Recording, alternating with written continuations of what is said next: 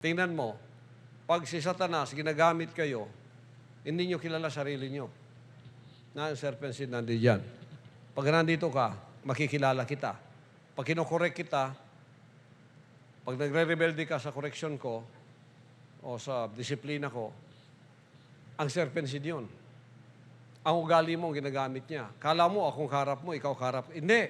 Espiritu yun niya. Ginagamit lang niya yung mukha mo. He's only using your face. Because he has no residence here, but you. So, anong gagawin ko sa'yo? Kilala na kita. Lahat ng spiritual, kilala ka rin. Ikaw, kilala mo sarili mo. Pag nagpasimula ka ng tumingin sa salamin ng buhay, na walang iba kundi ang salita ng Diyos, at nakinig ka sa appointed son, makikilala mo na ngayon ang sarili mo. Amen. Tapos susulat mo, sino ako? Sino si... Ang amin ng pangalan. Sino si Cordapia Talpulana? Number 1, ako ay maldita, ako ay bakakon, ako ay tamad, ako ay magnanakaw, ako ay, uy, nakilala mo na. Hindi mo gusto yun, di ba? Pero ikaw yun. Akala mo ikaw yun. Hindi ikaw yun. Yan ang espiritong nakatira sa loob mo na ikaw ang kanyang ginagamit. Pag nakilala mo yan, tapos sasabihin mo, walang hiya pala itong espiritong nandito sa akin. Tapos, I will not be condemning you anymore. I will not be... You will be the one to condemn those spirits. You will be the one to go to the altar of sacrifice and kill those spirits. Yun ang ayaw ni Satanas. Pag nakilala mo ng sarili mo, ang iba, kilala na sila ng lahat, di ba? Pero sila hindi kilala ang sarili nila. Pag pinakilala mong sarili niya, hindi, uy, di man ko'y ngana. Kawatan ka, dili ko kawatan, uy. Nangawal ka chinilas? Inong pa ka, para chinilas lang.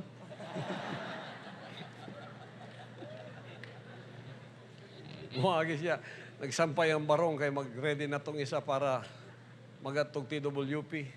Nakakamisita na, naligo na yung tao. Pagkuwas, barong, wala ng barong. Saan ba itong akong barong? Nilakaw man, ngaway, nagsuot. Tapos sinanap. Wala, hindi na nakita. Noong nag-TWP na, ang katabi niya mismo, nakasuot ng barong. Barong ko yan Kinuha mo kanina yan, barong ko yan Bagong plansa pa. Para barong lang. Ganyan ang mga magnanakaw. Ayaw nilang kilalanin yung sarili at tinatakpan pa. Huwag mong takpan ang ugali ni Satanas sa iyo. Kilalanin mo. Hindi na ako ngayon ang magdidisiplina, magkokorek sa iyo at puputol sa ugali na yan. Hindi na ako magkokondem. Ikaw na ngayon. Pag ikaw na nag-condemn yan, ikaw at si Satanas, kalaban na kayong dalawa. Lalabas na siya sa iyo ngayon. Paglabas niya sa iyo, yon, maririnig mo na yung boses niya. Hunghungan ka pa. Gawas na diha. Puros lang condemnation ni mong madungog diha. Gawas na. Sige na. Mas malibog na ka. Pag nakarinig ka ng boses na ganyan, anong sabihin mo? Boses, sa isip mo. Anong sabihin mo? Yawa kang dako. Ikaw nalay mo gawas. Nganong madunggan ta kakaron? Tungod kay na nakasagawas na ako. Kay na ilhan ta na ka. Nganong sauna di ta ka madunggan? Kaya ako ay muntingog. Ako'y muntig panalipod. Ako'y mong abogado. Pares ako karon. I am the audible voice of the Father. I don't hear His voice anymore out of me. Because He's not out of me. He's in me. He made me His audible voice. So I am His defender. I am His lawyer. I am His salvation. I am His compassion. I am His love. I am His kindness. I am His goodness. I defend everything about my Father.